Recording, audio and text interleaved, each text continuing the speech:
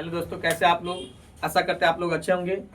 आज मैं व्याकरण का कुछ महत्वपूर्ण टॉपिक है जिसका नाम है समास। क्या नाम है? समास। हम लोग समास के बारे में बात करते हैं कि समास का कितने प्रकार होता है। सबसे पहले हम लोग जानेंगे समास किसे कहते हैं। दो या दो से अधिक शब्दों के मेल से जो शब्द बनता है उसे हम लोग समास कहते हैं। यानी दो या दो से अधिक शब्दों के मेल से जो शब्द बनता है उसे हम लोग समास कहते हैं। हम लोग अब समास के बारे में चर्चा करते हैं। समास का कितने प्रकार होता है? तो समास का 6 प्रकार होता है। कितने प्रकार होता है? समास का 6 प्रकार होता है। कितने प्रकार होता है? समास का 6 प्रकार होता है। उसको हम लोग लिखने जा रहे हैं। अब हम यहाँ पे लिखते हैं समास का जो 6 प्रकार है उसको हम लोग लिखने जा रहे हैं।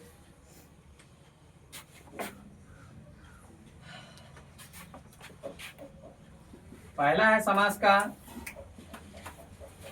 मेन यहाँ होता है तत्पुरुष समास। तत्पुरुष समास। इसके बाद है द्वंद्व समास। द्वंद्व समास। द्वंद्व समास के बाद है आपको बहुब्रीहि समास।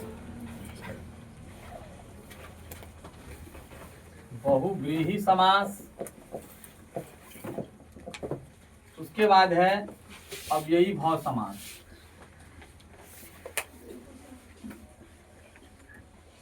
अव्ययी भाव समास। अभी हम लोग ऊपर में जो लिखे हैं यह है मेरा पहला, हम लेकर भी जाएंगे। तत्पुरुष समास, द्वंद्व समास, बहुब्रीहि समास, अव्ययी भाव समास। तो समास का अभी हम मूलतः जो ऊपर में लिखे हैं वह पहला है तत्पुरुष समास, द्वंद्व समास, बहुब्रीहि समास और अव्ययी भाव समास। हम अब इसको बारी बारी से समझने का कोशिश करेंगे। और यहाँ पे जो होता है अब है तत्पुरुष समास का भी यहाँ पे भेद होता है। तत्पुरुष समास के इसमें जो दिया जाता है वह 2 भेद होता है इसके हिसाब से। पहला होता है इसमें जो होता है कर्मधारय। क्या होता है इसका? कर्मधारय। क्या होता है? कर्मधारय समास। कर्मधारय समास। कर्मधारय समास। और दूसरा होता है इसमें क्या दिया हुआ? नए समास दिया हुआ है। क्या इसमें दिया हुआ? जो दिया हुआ है द्विगु। क्या बोलते हैं इसको हम लोग? द्विगु बोलते हैं। क्या बोलते हैं? द्विगु समास। द्विगु समास। अब हम लोग बारी बारी से इसके परिभाषा के बारे में जानेंगे कि तत्पुरुष किसे कहते हैं। हम इसमें लगते हैं पहला पद प्रधान। इसका होता है पहला पद प्रधान होता है। पहला पद प्रधान होता है। इसका जो होता है दोनों पद प्रधान होता है। यहाँ हम लिखते हैं दोनों पद प्रधान होता है। दोनों पद जो है प्रधान होता है। उसके बाद है कोई पद प्रधान न होकर, कोई पद प्रधान न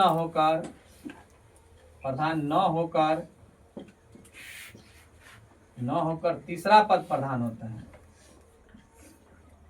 तीसरा पद प्रधान होता है। तीसरा पद प्रधान होता है।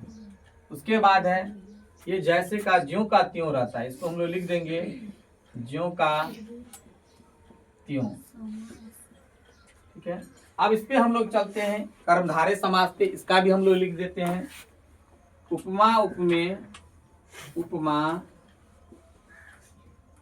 उपमेय,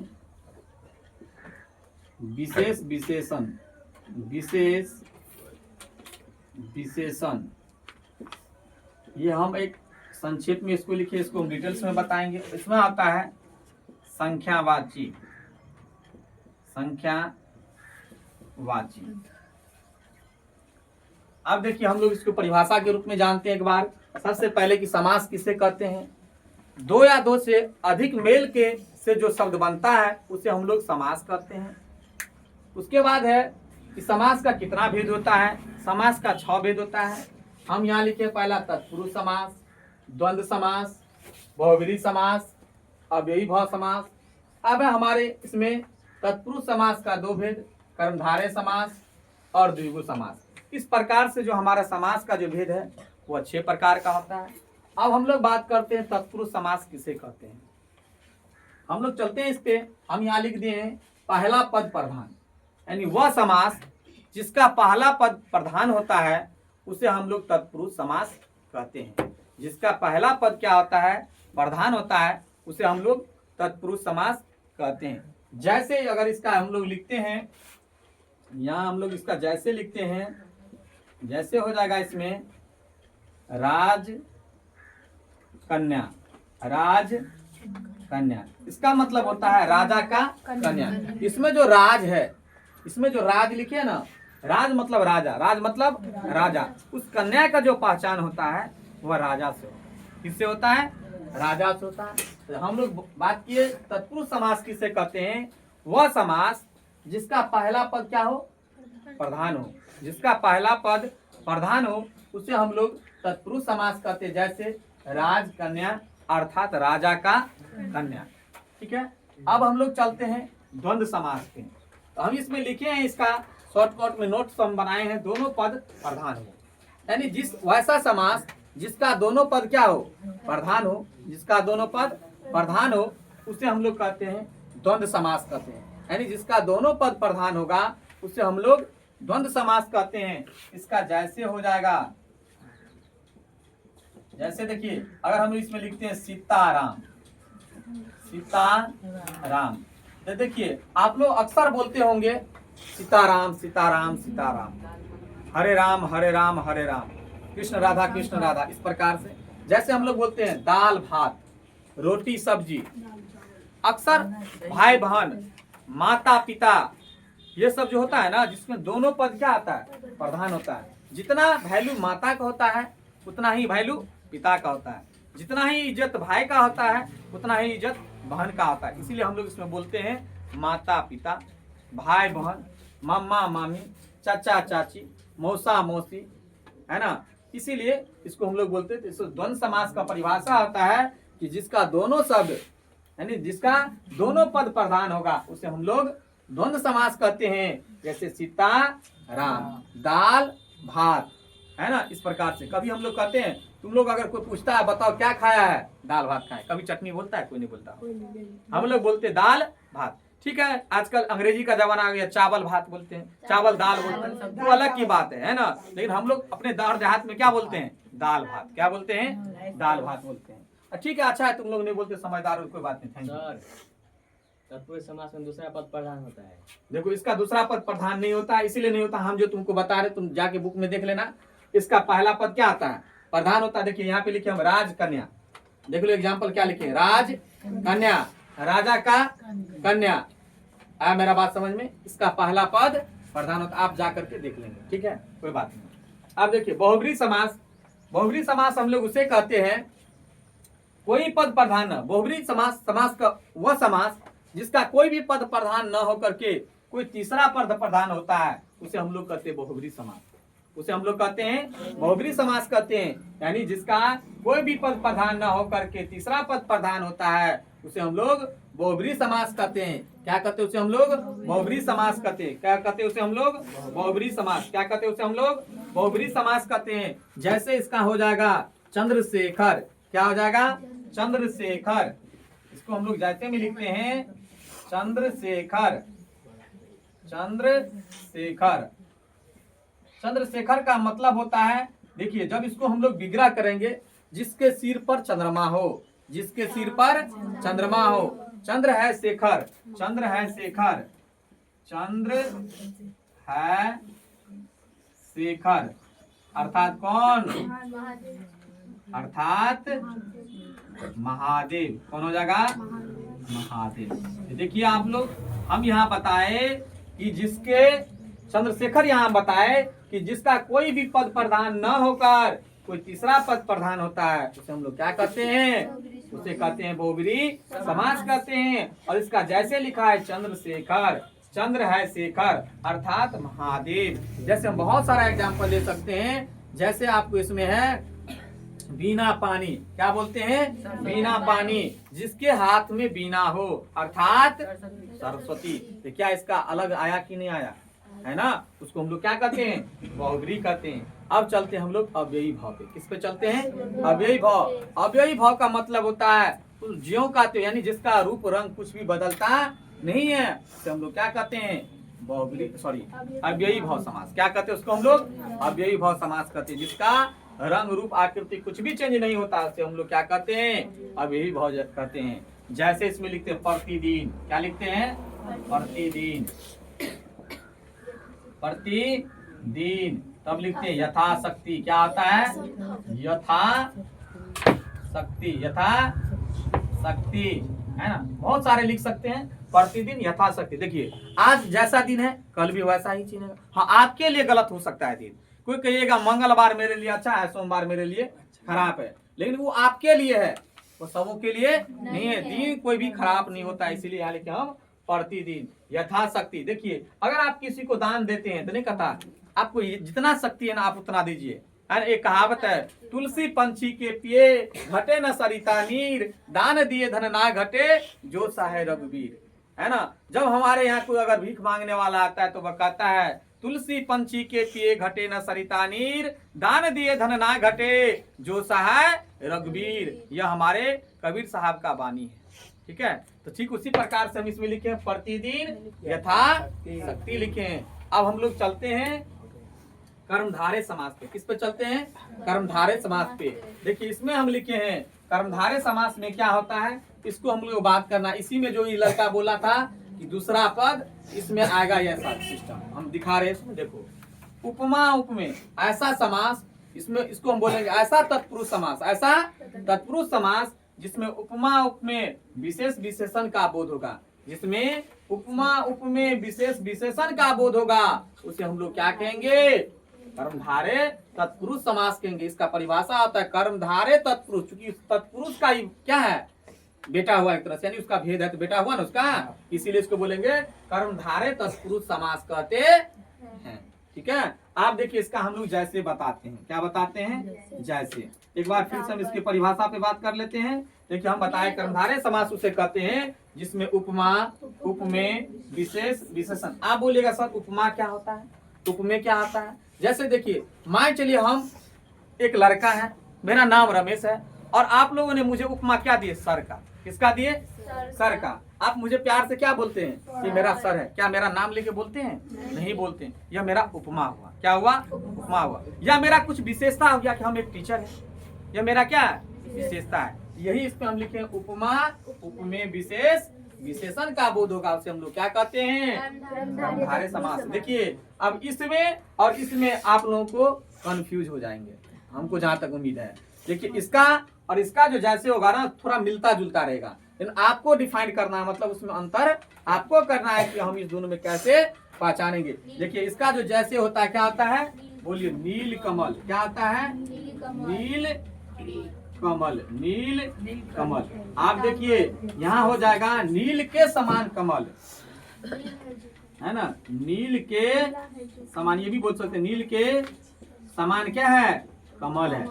मतलब कमल जो है वह कमल कैसा है, नील के समान, यानी नीला है। जैसे कहते हैं ना, हम लोग बोलते हैं नीलांबर, आकाश कैसा है, नीला है ना। अंबर मतलब आकाश, वो आकाश कैसा है, नीलांबर है। देखिए इसमें बहुत सारा इसमें जैसे दिया हुआ, जैसे देखिए पीतांबर, पीत है जो अंबर, पीत है जो अंबर, पीतांबर। तो देखिए अंबर का परिभाषा किससे मिला, पीत से, यानी अंबर का जो रंग है वो कैसा है, पीत के जैसा है। कैसा है, पीत के जैसा है। फिर इसमें जैसा है परमेश्वर, परम है जो ईश्वर। देखिए हम लोग नहीं कहते परम पिता परमेश्वर की असीम कृपा से फलाने आदमी का शादी हो रहा है, बोलते कि नहीं बोलते हैं। तो मतलब क्या, परम पिता वो है जिसको आज तक कोई देखा नहीं है, उसको नामे हम लोग दिए परम। क्या दिए हैं, परम दे दिए। परम है जो ईश्वर, है ना, इस प्रकार से।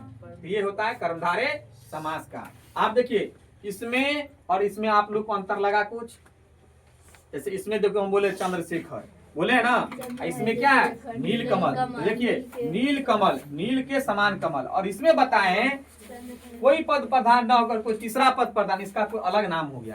चंद्रशेखर का मतलब अर्थात महादेव हुआ कि नहीं। लेकिन इसमें क्या ऐसा कोई है, और इसमें देखिए आप जो बोले कि दोनों पद प्रधान होता है, तो यही है। देखिए बॉस, नील और कमल, नील भी इसमें है और कमल भी है। क्या कोई डाउट इसमें है आपको समझ में, आप जाके बुक में देख लीजिएगा एक बार, ठीक है। अब हम लोग चलते हैं फिर द्विगु समास पे। किस पे चलते हैं, द्विगु समास में। देखिए द्विगु समास में हम बताएं संख्यावाची, क्या हो, संख्यावाची हो। यानी इसका जो पद होगा ना, है ना, उसका कोई भी पद संख्यावाची होगा। इसमें भी उपमा रहता है, उपमेय भी रहता है और संख्यावाची भी रहता है। क्या रहता है इसमें, उपमा उपमेय विशेष विशेषण का भी बोध होता है, लेकिन उसमें संख्यावाची भी होता है। जैसे हम बता रहे हैं आपको त्रिनेत्र, भोला बाबा को क्या कितना नेत्र है, 3 गो नेत्र है। जैसे बोलते चौराहा, तो क्या उसमें संख्या लगा कि नहीं, छमाही, दुमाही, ऐसे बोलते हैं त्रिमाही, ये सब क्या है, पंचवटी, 5 बाटों का समूह है ना। कहते हैं चौराहा, 4 राहों का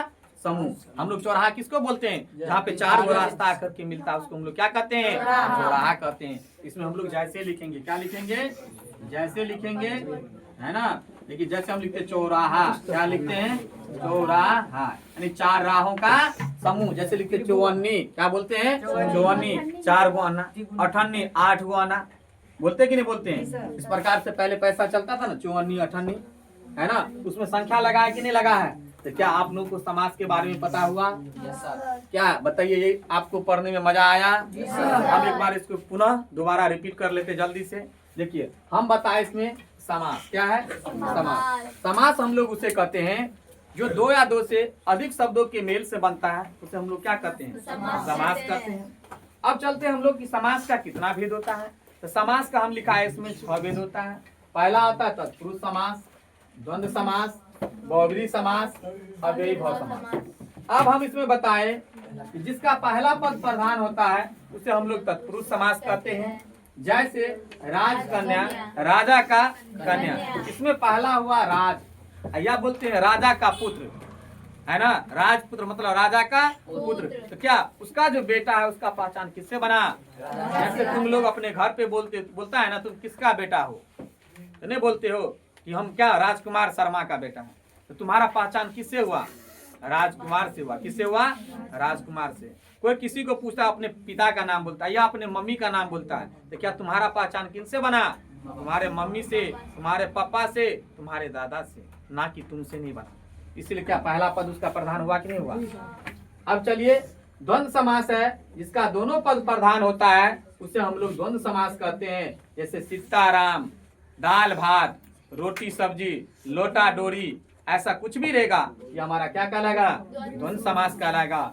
अब हम लोग बात करते हैं बहुब्रीहि समास पे, जिसका कोई भी पद प्रधान न होकर कोई तीसरा पद प्रधान होता है उसे हम लोग बहुब्रीहि समास कहते हैं। जैसे हुआ चंद्रशेखर, चंद्र है शेखर अर्थात महादेव, बीना पानी, जिसके हाथ में बीना अर्थात सरस्वती, क्या होता है, सरस्वती। अब इधर हम लोग चलते हैं अव्ययीभाव समास है, जिसका ज्यों का त्यों रहता है, मतलब उसका रूप रंग कुछ भी बदलता नहीं है, उसे हम लोग क्या कहेंगे, अव्ययीभाव समास। जैसे प्रतिदिन, यथाशक्ति, प्रतिमास, ये सब होता है क्या, इसका अव्ययीभाव समास का जैसे हुआ। अब हम लोग फिर यहाँ बात करते हैं तत्पुरुष समास का 2 भेद होता है, कर्मधारय समास और द्विगु समास, है ना। इसी को कोई कोई नए समास भी बोलता है, क्या बोलता है, नए समास भी बोलता है। तो तत्पुरुष समास का 2 भेद, कर्मधारय समास और द्विगु समास। कर्मधारय समास किसे कहते हैं, वह समास जिसमें उपमा उपमेय विशेष विशेषण का बोध हो, उसे हम लोग कर्मधारय तत्पुरुष समास कहते हैं। जैसे नील कमल, नील के समान कमल, नील कमल।